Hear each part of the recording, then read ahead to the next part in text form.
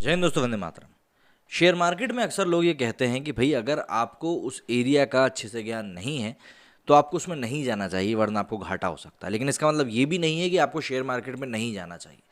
अगर आपको ये लगता है कि आप शेयर मार्केट को अच्छे से समझ सकते हो, आपको एक इंट्यूशन आता है कि नहीं यार, मैं यहाँ पर ये चीज़ें समझ के अच्छे से यहाँ पर पैसा कमा सकता हूँ, तो जैसा कि लोग कहते हैं, राकेश झुनझुनवाला कहते हैं कि भाई आप एक क्लर्क से एक अरबपति बन सकते हो अगर आपको अच्छे से शेयर मार्केट में पैसा लगाना आता है तो।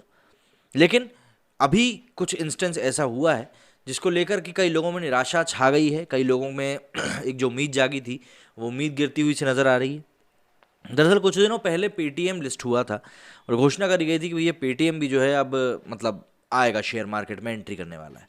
जब ये अंदर जा रहा था तब इसकी लिस्ट प्राइस 2100 के करीब रखी गई थी। लेकिन आज जब मार्केट खुला है पेटीएम के साथ, तो पेटीएम में जो उछाल, जो ओवर एक्साइटमेंट उसके आने से पहले देखा जा रहा था, वो उछाल उतना नहीं देखने को मिला है। जिस कारण से कि पेटीएम में जो इन्वेस्टर्स थे उनका पैसा पहले ही दिन, अगर मैं स्ट्रेट फॉरवर्ड शब्दों में कहूँ, तो करीब 25% तक गिरा हुआ उनको मिला है। मतलब जो 2100 की प्राइस थी वो 1500 की प्राइस रह गई है। Digital mobile payment platform Paytm की पेरेंट कंपनी 197 कम्युनिकेशंस के शेयरों की जमकर पिटाई हुई है। 2150 रुपये के इशू प्राइस की तुलना में इसका शेयर पहले दिन 27% टूटकर 1564 रुपये पर बंद हुआ। यानी निवेशकों को आईपीओ प्राइस की तुलना में 586 रुपये प्रति शेयर का घाटा हुआ है। सबसे बड़े इशू का सबसे खराब प्रदर्शन बाजार में रहा। पेटीएम का मार्केट कैप करीब 1.1 लाख करोड़ रुपए रहा।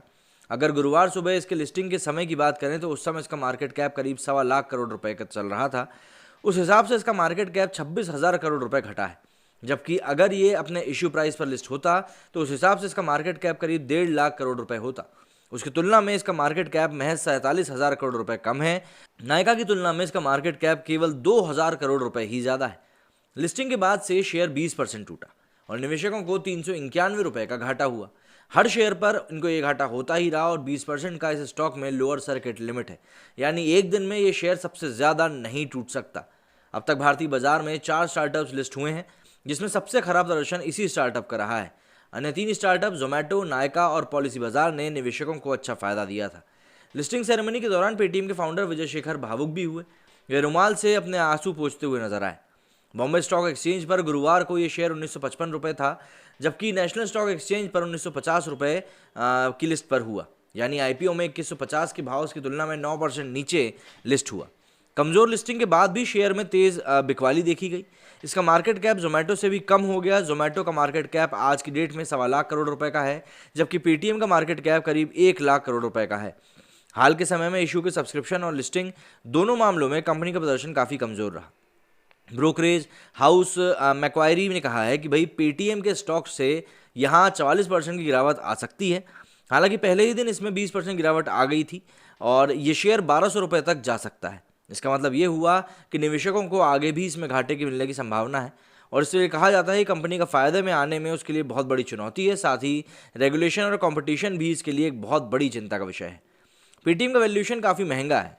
इसने कहा कि रिजर्व बैंक जल्दी ही फिनटेक के लिए बाय नाउ पे लेटर पर रेगुलेशन ला सकता है।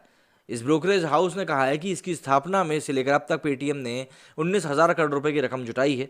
ये सभी रकम इस समय घाटे में है। पेटीएम का 18,300 करोड़ रुपए का इनिशियल पब्लिक ऑफर देश का अब तक का सबसे बड़ा आईपीओ है। कंपनी ने नए इक्विटी शेयर जारी करके 8,300 करोड़ रुपए जुटाए और मौजूदा शेयर धारकों और प्रमोटरों को 10,000 करोड़ रुपए के शेयर बेचे। पेटीएम का आईपीओ 1.89 गुना सब्सक्राइब हुआ था। कंपनी को 4.83 करोड़ शेयरों के मुकाबले 9.14 करोड़ शेयर की बोलियां मिली थी। ये काफ़ी हद तक एक क्वालिफाइड इंस्टीट्यूशनल बायर्स मतलब क्यूआईबी के सपोर्ट के कारण हुआ। आईपीओ में क्यूआईबी का कोटा 2.79 गुना सब्सक्राइब हुआ था। वहीं रिटेल निवेशकों का कोटा 1.66 गुना भरा था। नॉन इंस्टीट्यूशनल बायर्स का कोटा केवल 24% ही भरा था। पेटीएम के शेयरों का 2150 रुपये प्रति शेयर के हिसाब से अलॉटमेंट हुआ है। ये ग्रे मार्केट में शेयर का प्रीमियम अलॉटमेंट प्राइस से 20-25 रुपये कम है।